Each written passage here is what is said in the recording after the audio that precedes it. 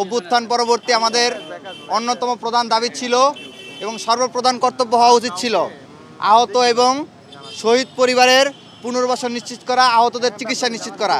কিন্তু অত্যন্ত দুঃখজনক এবং হৃদয় বিদারক ঘটনা হলো সত্য, এই সরকার দারুণভাবে ব্যর্থ হয়েছে আহতদের চিকিৎসা নিশ্চিত করতে। আমাদের দাবি ছিল জুলাই ঘোষণাপত্র ঘোষণা করতে হবে, আমাদের দাবি ছিল আওয়ামী লীগকে নিষিদ্ধ করতে হবে এবং এত বড় একটা গণহত্যা সংগঠিত করার পরে যারা এই খুনগুলো করেছে, এত ভাইদের রক্ত ঝরিয়েছে, তাদের প্রত্যেককে বিচারের মুখোমুখি করতে হবে। শাপলা গণহত্যার বিচার করতে হবে, পিলখানা হত্যাকাণ্ডের বিচার করতে হবে, 28শে ফেব্রুয়ারিতে যে গণহত্যা চালানো হয়েছে সেটির বিচার করতে হবে, 26শে মার্চ মোদি বিরোধী আন্দোলনে যে গণহত্যা চালানো হয়েছে সেটির বিচার করতে হবে। আমরা দীর্ঘদিন যাবৎ সেই দাবিটি জানিয়ে আসতেছিলাম। কিন্তু অত্যন্ত দুঃখজনক হলে সত্য, সরকারের পক্ষ থেকে বারবার বলা হচ্ছে তারা আওয়ামী লীগ নিষিদ্ধ করতে চান না, আওয়ামী লীগ নিষিদ্ধ করাকে তারা পছন্দ করেন না, সমীচীন মনে করেন না।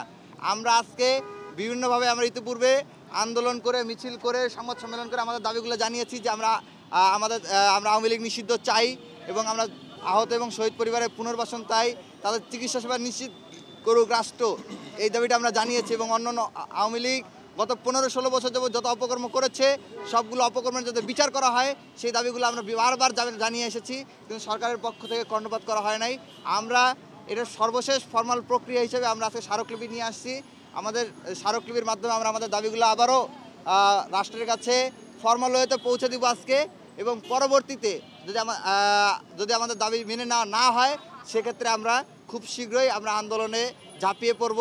আমরা ইতিমধ্যেই আপনারা জেনেছেন যে আমরা জুলাই রিভাইভ কর্মসূচি ঘোষণা করে সকল জুলাই অভ্যুত্থানের শক্তিকে ঐক্যবদ্ধ করার ক্ষেত্রে কাজ করেছি।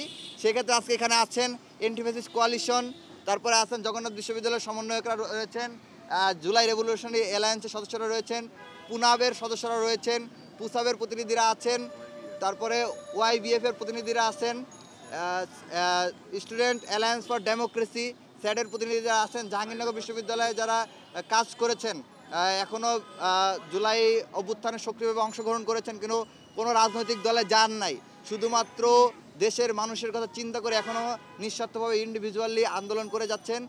সেরকম জাহাঙ্গীরনগর বিশ্ববিদ্যালয়, প্রাইভেট, জগন্নাথ বিশ্ববিদ্যালয়, বুয়েট, ঢাকা কলেজ এবং চট্টগ্রাম বিশ্ববিদ্যালয়, রাজশাহী বিশ্ববিদ্যালয় সহ টাঙ্গাইল, আপনার উত্তরা অঞ্চলে যারা আন্দোলন করেছেন, রামপুর অঞ্চলে যারা আন্দোলন করেছেন, মোহাম্মদপুর জোনে যারা আন্দোলন করেছেন, নারায়ণগঞ্জ, সিদ্ধিরগঞ্জে যারা আন্দোলন করেছেন, এরকম সকল গ্রুপকে আমরা কানেক্ট করার চেষ্টা করেছি ইতিমধ্যেই। আমরা আজকে মূলত আন্দোলন শুরু করার প্রক্রিয়া হিসেবে আমরা আজকে ফর্মাল স্মারকলিপিটা নিয়ে এসেছি।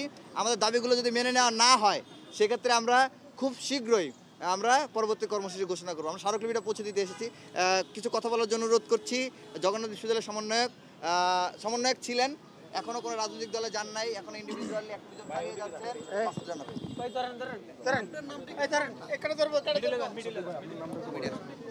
নতুন কোনো দাবি না, আমরা এগুলো অনেক দিন ধরেই বলছি।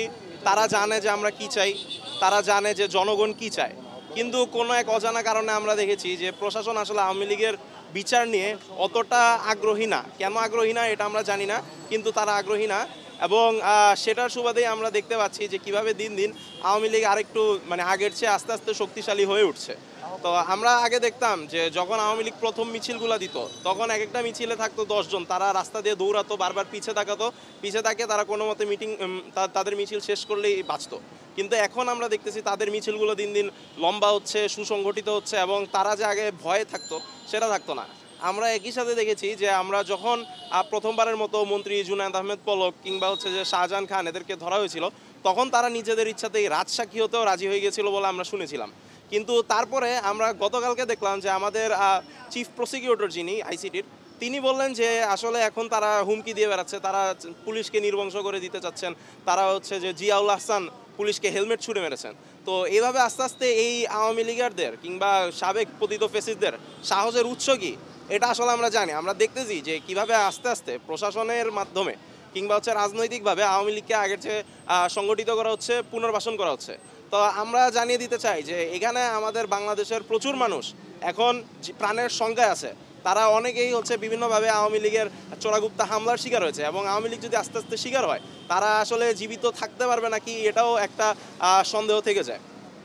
তো এই অবস্থায় আমরা মনে করি যে এভাবে আসলে অন্তর্বর্তীকালীন সরকারকে সময় দেওয়া উচিত না, কারণ তারা যেই জনগণের ম্যান্ডেট নিয়ে আসছিল সেই ম্যান্ডেটের মধ্যে আওয়ামী লীগের দ্রুততম সময়ের মধ্যে বিচার এবং তাদের রাজনীতি বন্ধ করার ব্যবস্থা করার কথা। কিন্তু এখন যেহেতু হচ্ছে না, আমরা আজকে একটা ফর্মাল প্রসিজিওরের মধ্যে দিয়ে যাচ্ছি, আমরা একটা স্মারকলিপি দিচ্ছি, কিন্তু আমরা জানি যে আসলে এটাতে কোনো একটা লাভ হবে না, কারণ এর মধ্যে আমরা অনেকবার চেষ্টা করেছি কিন্তু কোনো লাভ হয় নাই।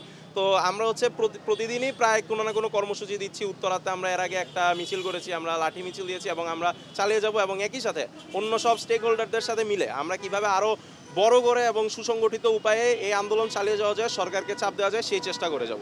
ধন্যবাদ।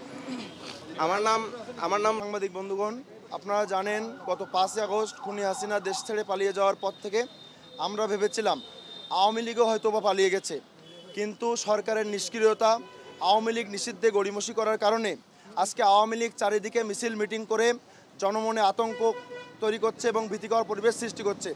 আমরা এজন্য অতি দ্রুত আওয়ামী লীগ নিষিদ্ধ করার দাবিতে আওয়ামী লীগের নিবন্ধন বাতিল এবং বিগত 15.5 বছরে আওয়ামী লীগের যে ফ্যাসিস্ট শাসনামলে তারা যে জুলাই হত্যাকাণ্ড করেছে, তারা যে শাপলা হত্যাকাণ্ড করেছে এবং বিডিআর বিদ্রোহের মতন একজনক ঘটনার মাধ্যমে বাংলাদেশকে বিশ্ব দরবারে অপমানজনক অবস্থানে পৌঁছে দিয়েছে, সেই আওয়ামী লীগকে সর্বশেষ জুলাই আগস্টে গণহত্যাকারী সংগঠিত করে এই আওয়ামী লীগকে আমরা বাংলাদেশে আর এক মুহূর্তের জন্য কোনোভাবেই রাজনীতি করতে সুযোগ দিতে চাই না।